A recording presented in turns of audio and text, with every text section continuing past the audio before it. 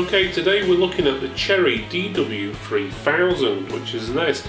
It's basically a keyboard and a mouse with a wireless nano receiver. The recommended retail price for this is only £23. That's pretty good for a wireless keyboard and mouse from a brilliant brand like Cherry.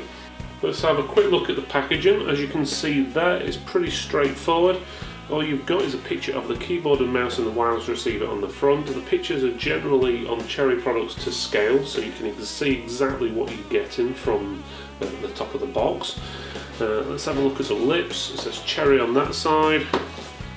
On the bottom you've got all your different specifications. And on the side lips you've just got basically a small image of the keyboard and mouse with the barcode. And then on the other side, which is not the easiest to see, you can actually see how thick the keyboard actually is.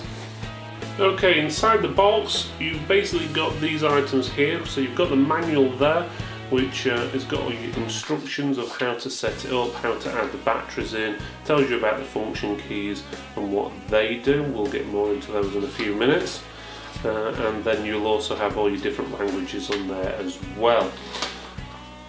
You've got the mouse and the keyboard, obviously, and then you've got two batteries. One is AA and the other one is AAA, and then you've got the nano receiver as well, which is very small. Let's take a quick look at the keyboard. As you can see from the keyboard here, it's pretty much a standard UK layout. You've got your calculator, mail, homepage and sleep buttons at the top, so they're your hot buttons. And you've also got all your other standard keys. Nothing stands out there, to be honest. It looks like a pretty standard keyboard. One thing I have noticed is the keys do seem to be quite low profile, so if you want any big tactile keys, you haven't got them here. They are quite low profile. But it does take a slight bit of effort to push them, so they're not too flimsy.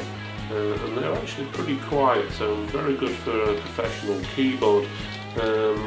Some of the keyboards we've seen, generally when you tap in the space bar, they're very clicky and noisy, and the other keys are pretty quiet, where this seems to be, every key seems to be nice and quiet, so ideal if you've got that noisy environment. On the back, let's have a look. You've got your feet, you've got 2 feet, one on either side, which is good, and you've also got your battery compartment here, which I'm guessing you add your AAA battery in. Yeah, which goes in there like that.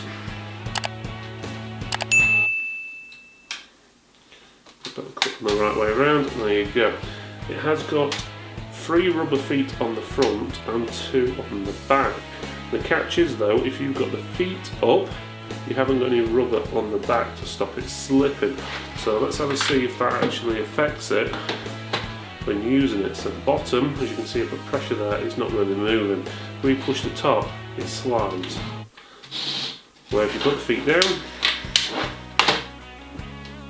it's pretty much still, and you're not going to budge that very easily. So I wish on the feet they would have actually put some sort of rubber on the end, just to help them stop sliding. Otherwise, on the bottom, there's not much else to see other than all your specifications. One thing to note on here, there is an LED, what looks like a light with a battery symbol on. I'm guessing that starts flashing when it gets low. But one thing I've noticed is for number lock, caps lock, there is no signals or lights or anything to tell you if you've got your number lock or caps lock on or anything like that. I know those little LEDs supposedly run out of battery. Personally, I would have preferred a couple of LEDs on there and being able to stick an extra battery in there personally. Okay, let's have a look at the mouse. The mouse looks pretty much like any cheap wireless mouse, to be honest, or should I say value. You've got left and right button, which are actually moulded in the top, so there's no split. You've got your wheel, which is not too light, that's fine, but the actual mouse itself is very light. There's not much weight behind it at all. But saying that, it looks like a pretty good mouse, and quality wise it doesn't seem like it's cheap, it's just quite light. There's no back or forward buttons or anything on the side, so the only 3 buttons you've got is left, right and then the mouse button, the central wheel, when you press down, is the mouse button, and obviously it goes back and forth. On the bottom you've got your area to put in your battery, so that is a AA battery. You can also keep your nano receiver in the bottom there as well if you wish, and then you've got an on and off switch on the bottom. And this one does not light up at all. It's optically usually red, but it seems nice. It moves quite smooth. It's just a little too light for me personally, but a lot of people could get on with this absolutely fine, and for a value office product or professional product, it's pretty good, and especially for the price of 23 UK pounds. Okay, so let's have a look at the weight of this mouse. A lot of mice generally weigh around about 67 grams all the way up to 150, and sometimes even more. So it's really down to preference, what you prefer. Some people like light, some people prefer heavy. Around about that 100, 110 seems to be the average for what most people like, but as I said, it can go either way. So this mouse I think is quite light, so yeah, it's saying 85 grams basically. That's including the battery. Now let's check the noise levels from the keyboard and the mouse. So as you can see when I'm talking, the decibel levels on here are roughly 77, 75, around about mid 70s mark. Okay, if I'm totally silent, it'll drop to probably around about the high 40s. So actually around about 43, 44 decibels is when this room is quiet with all the things running in the background. So let's actually see how loud this keyboard is.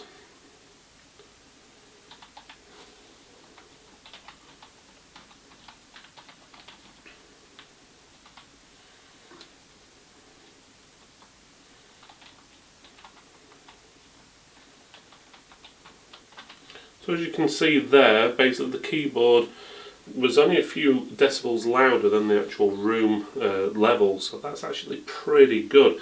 And if we were to test the mouse as well now, and just see roughly what sort of decibel levels that is.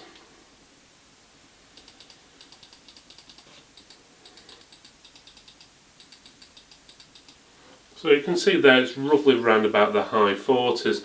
So again, that is pretty quiet, and I will say a lot of mice and keyboards we've tested in the past go well above that 50 mark. So it's a very quiet keyboard, especially for what you're getting. It is a cherry keyboard. Don't get me wrong, it's not what you class as a proper cherry switch on there.